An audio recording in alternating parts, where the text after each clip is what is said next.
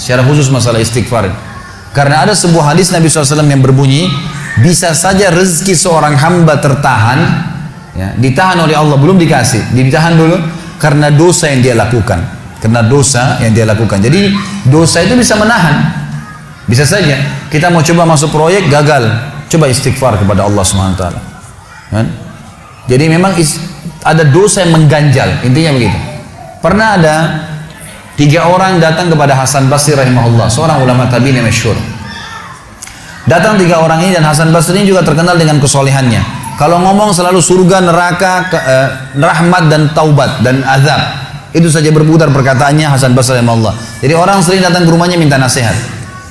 Ada 3 orang datang satu hari antri di rumahnya. Yang satu masuk mengatakan, wahai imam, wahai kiai, wahai ustaz, saya sudah lama menikah dengan istri saya ini, tapi belum dapat anak. Sudah 10 tahun nikah nggak dapat anak.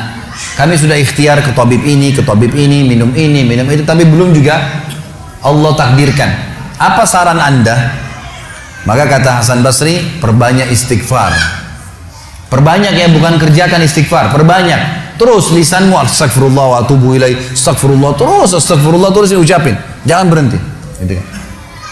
Maka kemudian keluar orang tersebut. Masuk orang kedua mengatakan, wahai imam, saya sudah lama kena penyakit di perut saya, sakit terus. Kalau sakit saya sampai nggak bisa tahan, rasanya pengen mati saja kena sakitnya. Sudah coba berobat ke sana sini nggak sembuh-sembuh. Apa saran anda? Kata Hasan Basri, perbanyak istighfar, perbanyak istighfar. Amalin, pulang. Datang orang ketiga mengatakan, wahai imam, saya sudah lama bekerja banting tulang. Mayoritas waktu saya sehari kerja keras, tapi saya tidak pernah kaya seperti fulan. Ditunjuk orang kaya di kota itu, di kota Basra, di Irak. Apa saran anda? Kata Hasan Basri, perbanyak istighfar. Pulanglah 3 orang ini. Lalu kemudian istri Hasan Basri bertanya, wahai suamiku, ketiga orang ini tadi butuh satu mungkin dikasih modal, mungkin satu ditunjukkan tabib yang tepat, mungkin obat. Kenapa anda cuma suruh istighfar saja? Kenapa enggak istighfar diikutin dengan yang lainnya? Dikasih modal, dikasih obat. Kata Hasan Basri, wahai istriku, tidakkah kau dengar kalau mereka sudah ikhtiar dan sekarang tinggal mereka terbuntu, tertutup di sebuah pintu yang mereka tidak tahu bagaimana jalan keluarnya. Maka saya mengingat firman Allah dalam surah Nuh. Surah Nuh ini surah nomor 71 ya. Ayatnya ayat 10 sampai ayat 12. Nabi Nuh alaihissalam berkata kepada kaumnya tentang istighfar. Surah Nuh surah nomor 71 ayat 10 sampai ayat 12. A'udzubillahi minasyaitonirrajim, faqultu astaghfiru rabbakum innahu kana ghaffara. Yursilis samaa 'alaikum midrara wa yumdidkum bi amwalin wa banin wa yaj'al lakum jannatin wa yaj'al lakum anhara.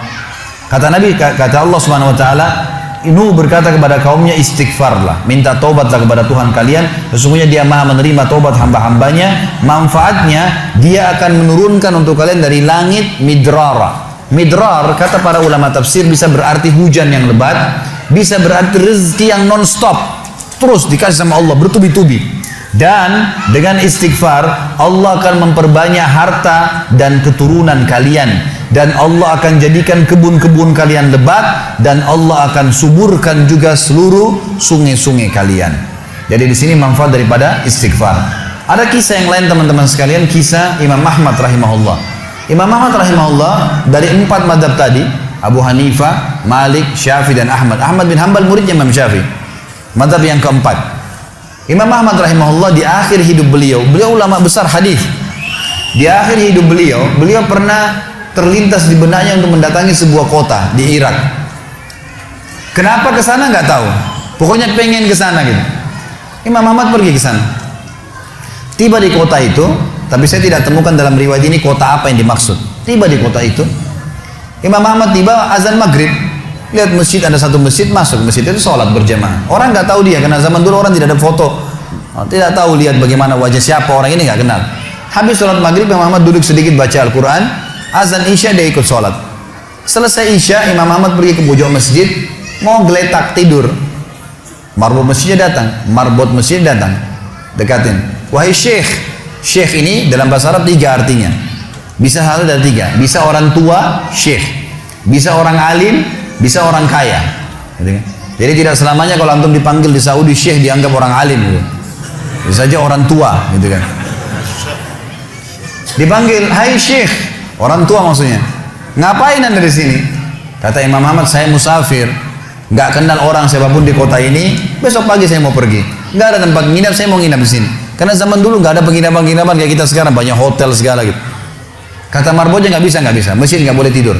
Kata Imam Ahmad, saya didorong-dorong keluar dari masjid. Orang ini nggak tahu kalau ini Imam Ahmad, kalau tahu mungkin diundang ke rumahnya. Tapi ini marbot, masya Allah, istiqamah nih gitu. Keluar dari masjid, ditutup pintu masjid sama dia.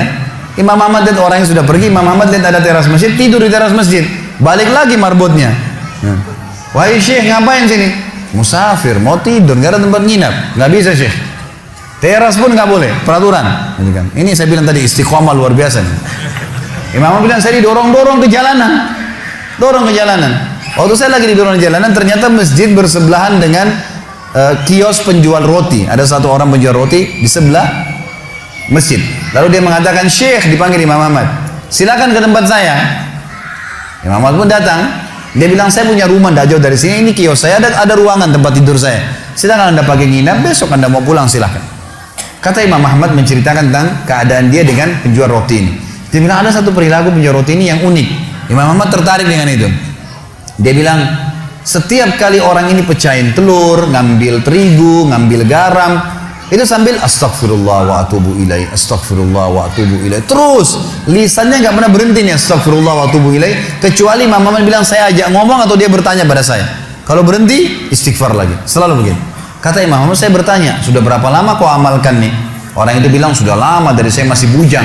Kebetulan orang ini sudah tua seumur sama Imam Ahmad, sudah mendekati 60 tahun lebih gitu. Baik, dia bilang, sudah lama, dari saya masih bujang. Kata Imam Ahmad, ma samaratu istighfarik, apa manfaatnya istighfarmu? Apa yang kau dapatkan dengan istighfar yang sebanyak ini? Kata dia, tidak ada apapun yang saya minta kepada Allah kecuali diijabah. Apa saja saya minta Allah kasih, tinggal satu yang belum Allah kasih. Kata Imam Ahmad, apa itu? Dia bilang, saya minta dipertemukan sama Imam Ahmad.